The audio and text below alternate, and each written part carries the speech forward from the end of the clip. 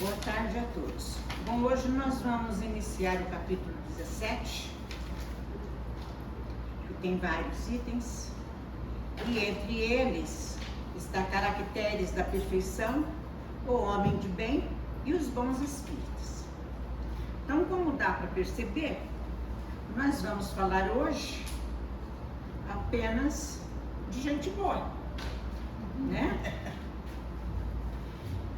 E, portanto, então, nós vamos falar por teoria, porque nós não possuímos as qualidades que nos traz o Evangelho. Estamos muito longe disso, né? Narra Mateus, no capítulo 5 do Novo Testamento, versículo 44, 46, 47 e 48, que aqueles que possuem as características, ninguém está ouvindo? Não, só para melhorar. Da perfeição, É só melhorar. tá ok, obrigada. Que possuem as características da perfeição, são aqueles que amam seus inimigos, fazem bem ao que vos odeia, aos que vos perseguem e aos que caluniam. Nós fazemos isso? É assim que nós tratamos os nossos inimigos? Não precisa ser inimigo não, basta, como a gente diz, o meu santo não bateu com ele. Precisa muito mais do que isso não. Ele nos diz que se amarmos apenas aqueles que nos amam, nós não teremos nenhum mérito disso. Porque as pessoas de má vida, segundo o Evangelho, também amam os que os amam. E aí eles fazem referência aos fariseus e aos pagãos, que são os cobradores de impostos e os que acreditam em vários deuses. Então essas criaturas eram chamadas de pessoas de má vida na época de Jesus. Então aí é interessante que a gente analise, que a gente já comentou aqui algumas vezes, mas é sempre importante a gente analisar isso, que algumas questões que foi colocada na boca de Jesus não cabem na boca dele, né? Essa questão de julgar que os fariseus e os pagãos eram pessoas de má vida, provavelmente não foi Jesus quem fez. Porque primeiro que Jesus dizia, não julgues para não ser julgados. Então, ele não ia ter 2 pesos e 2 medidas, não é verdade? Acredita-se que não. E depois, diz assim, sede, pois, vós outros, se referindo a nós, perfeitos, como vosso Pai Celestial é perfeito. Kardec nos informa que só Deus possui a perfeição absoluta e infinita em todas as coisas. Sede perfeitos, como vosso Pai Celestial é perfeito, essa frase é uma parábola, que se tomado ao pé da letra, presumiria a possibilidade de todos nós atingirmos a perfeição absoluta. Se fosse dado à criatura ser tão perfeito quanto Deus, nós nos tornaríamos igual a Ele, o que é impossível.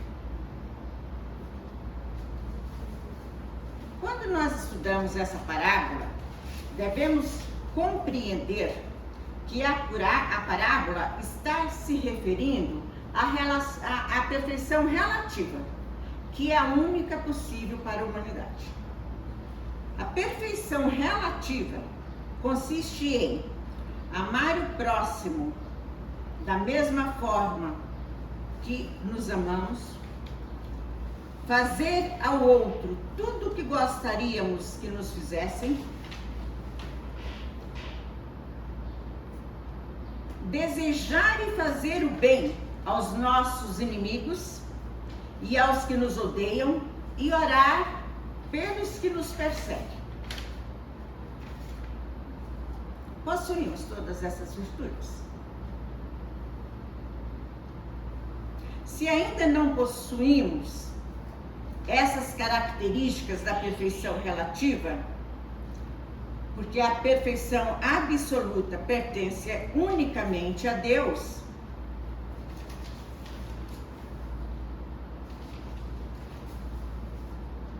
é exatamente porque ainda não nos libertamos do egoísmo e do orgulho, que é as maiores imperfeições que possuímos, da qual gera todas as demais. Quem tem orgulho e egoísmo, e qual de nós não temos? É a negação total da caridade. A verdadeira caridade é a benevolência, a indulgência, a abnegação e o devotamento.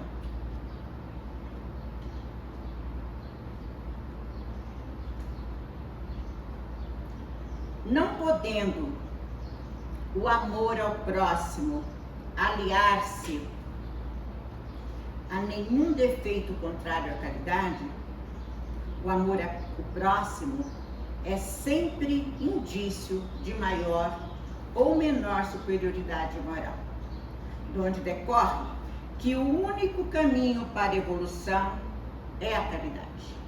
Não é um dos caminhos, é o único. Sem a caridade não chegaremos à perfeição relativa, aquela que nos é possível. É muito simples para a gente parar para nos analisarmos, porque nós não temos que ficar analisando os demais. Nós temos que analisar a nós mesmos.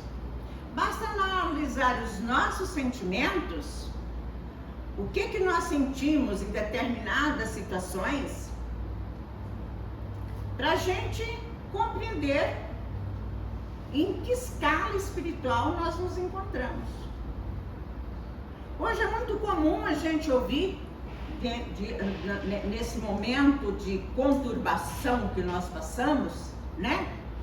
As pessoas dizerem que ficou indignada, como se a indignação fosse uma coisa positiva. Em vez de nós nos indignarmos, oremos. Se o nosso irmão pensa diferente de nós, ele tem todo o direito. Somos livres para pensar. Pelo menos para pensar nós somos livres. Então hoje, a gente vive numa situação que querem controlar até o nosso pensamento. Então vamos analisar como é que nós nos sentimos diante de uma situação dessa. Às vezes na rede social, a gente vê brigas na rede social por discutir ideias. Pessoas que ficam de mal por discutir ideias. Grupos que se acabam por causa de ideias diferentes, como se um não tivesse o direito de pensar diferente do outro. Tem um velho ditado que diz assim: o desprezo é a melhor resposta. Minha mãe utilizava muito disso. Então, se alguém te ofendeu na rede social, ignora. Quanto mais nós respondemos, mais oportunidade nós estamos dando. Então é importante a gente analisar como é o nosso comportamento, não é o comportamento do outro. E se queremos evoluir, se desejamos ainda nessa atual encarnação conquistar alguns degraus, vamos analisar o nosso comportamento e vamos procurar modificá-lo na medida do possível. Porque como ainda temos muitas imperfeições, na realidade não fica fácil. Mas como eu disse lá no começo, Hoje nós íamos falar só de gente boa. Então, nós vamos falar agora do homem de bem. O homem de bem é um texto longo e traz todas as qualidades do homem de bem. O homem de bem é aquele que cumpre a lei de justiça e amor. Bom, nisso daí está resultado, já está dito tudo. Está tudo resumido, né? Porque o homem de bem cumpre a lei de justiça, de amor, de caridade na sua maior pureza. Basta nós analisarmos exatamente quais as virtudes que nós conhecemos literalmente, não aquela que nós sentimos. O homem de bem interroga sua consciência sobre seus próprios atos, que é aquilo que eu acabei de falar. Pergunta a si mesmo se violou essa lei, se não praticou mal, se fez todo o bem que podia, se desprezou voluntariamente alguma ocasião de ser útil, se ninguém tem qualquer queixa dele, enfim, se fez aos outros tudo o que desejava que lhe fosse feito. Nós todos fazemos isso, né?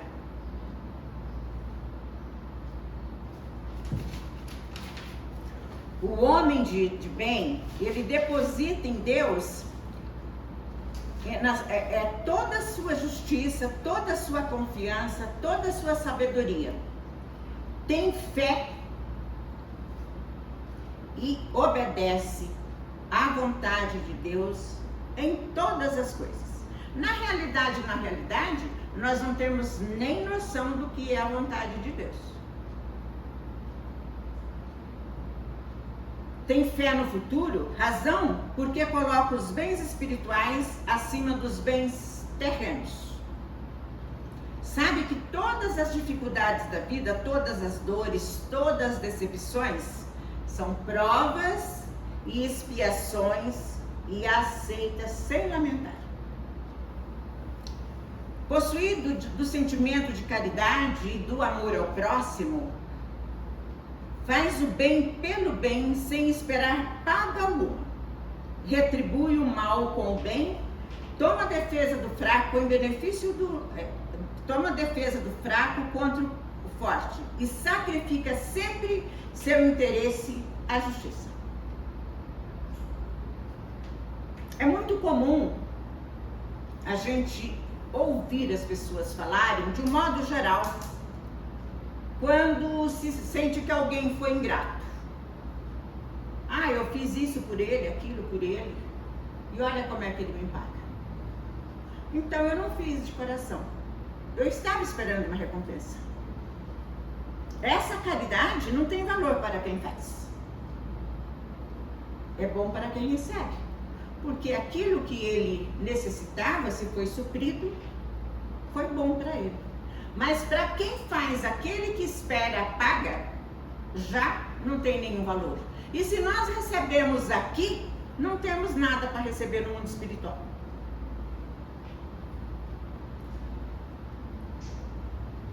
O homem de bem encontra satisfação em todos os bens que espalha. E fica muito feliz em ver os outros felizes. Enquanto o egoísta calcula os lucros e as perdas decorrentes de toda a ação generosa que ele praticou. O homem de bem é bom, humano, benevolente, com todos sem distinção de raça, credo, condição social, opção sexual. Respeita nos outros todas as convicções sinceras, não julga, não critica, não condena aos que pensam diferente dele. Em todas as circunstâncias, toma a caridade como guia. Além dessas virtudes todas que eu falei, tem uma lista enorme a respeito. Quem tiver interesse, é só ler o capítulo 17, o item O Homem de Bem, porque senão nós vamos ficar aqui lendo a tarde toda e eu não tenho tempo para isso. Tá. Agora nós vamos falar dos bons espíritas. Preste bem atenção que nós vamos falar dos bons espíritas e não dos espíritas.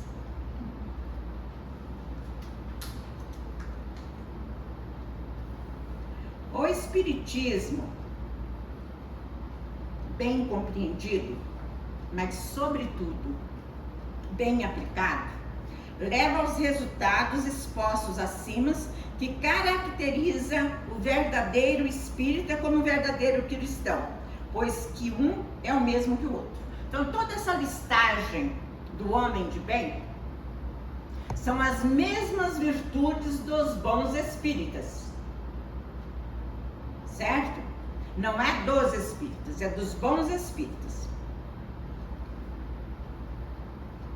Aquele que pode ser com razão qualificado de espírita verdadeiro e sincero, se acha num grau superior de adiantamento moral.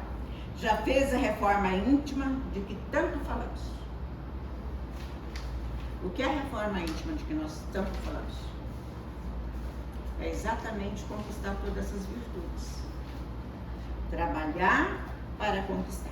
Mas é importante que a gente também leve em consideração que o esforço será levado em conta. O espírito do homem de bem domina de modo mais completo a matéria e tem uma percepção mais clara do futuro. O que é ter domínio da matéria? É frear as más inclinações. Como eu falei lá no começo, que hoje a gente quer inundar até no nosso pensamento, e aí o que a gente faz?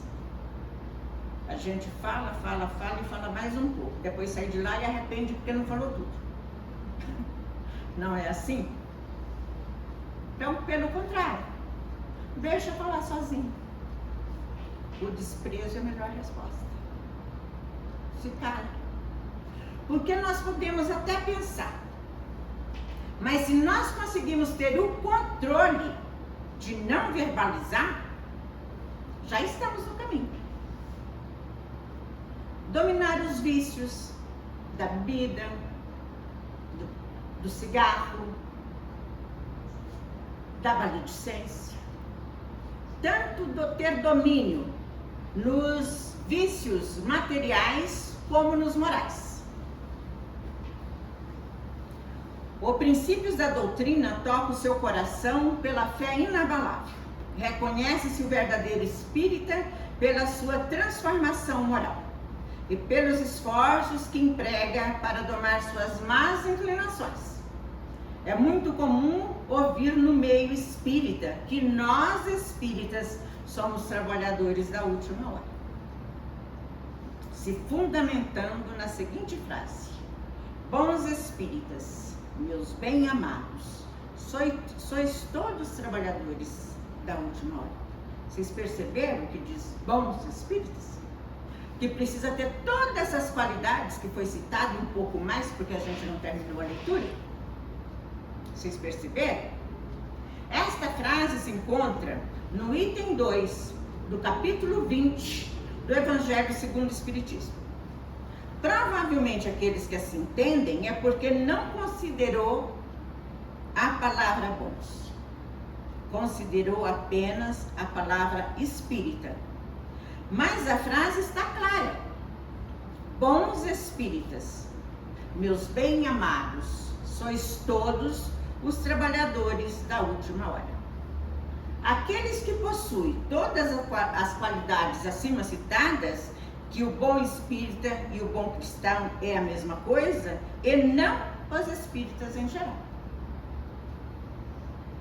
Mas se estudarmos com atenção o item 2 do capítulo 20, vamos compreender que Kardec fala dos bons espíritas e não dos espíritas em geral.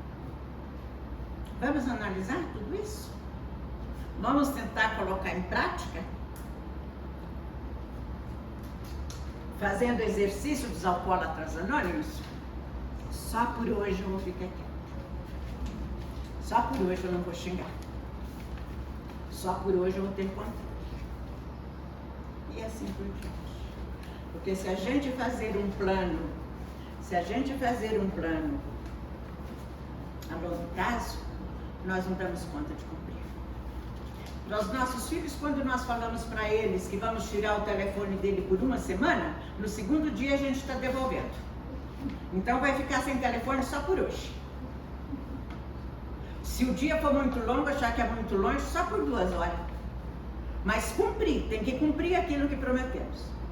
Vamos colocar em prática? Tenha todos uma boa tarde.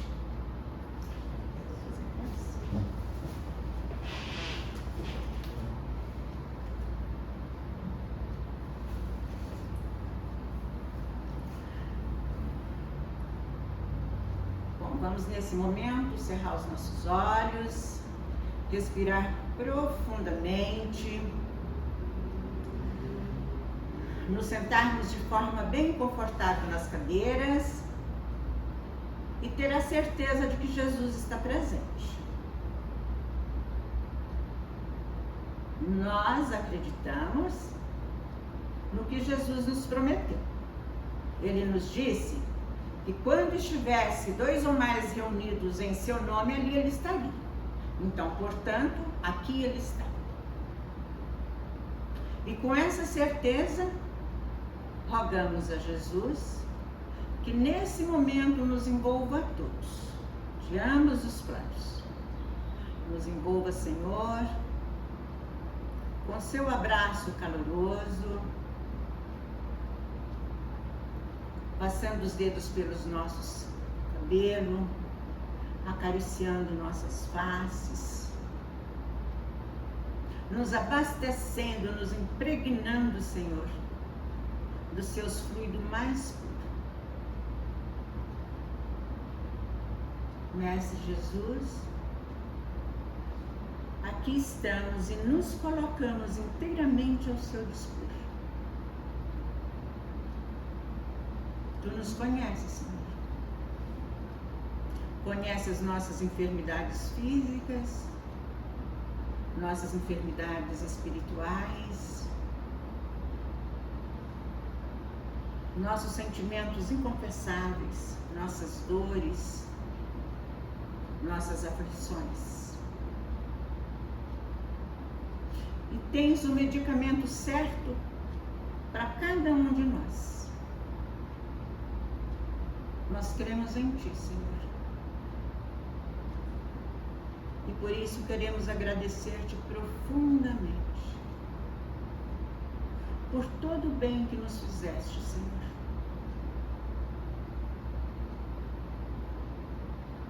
Somos ainda, Senhor, criaturas imperfeitas em busca da evolução. Rogamos a Ti que fortaleça a nossa fé, que dai-nos força e coragem para continuarmos, Senhor, com as nossas tarefas. Permita, Senhor Jesus, que essa energia que agora nos envolve possa ser extensiva até os nossos lares e os nossos familiares. Que ao retornarmos, Senhor, encontramos o nosso lar em perfeita harmonia. Rogamos a Ti, Senhor, que faça do nosso coração a sua morada.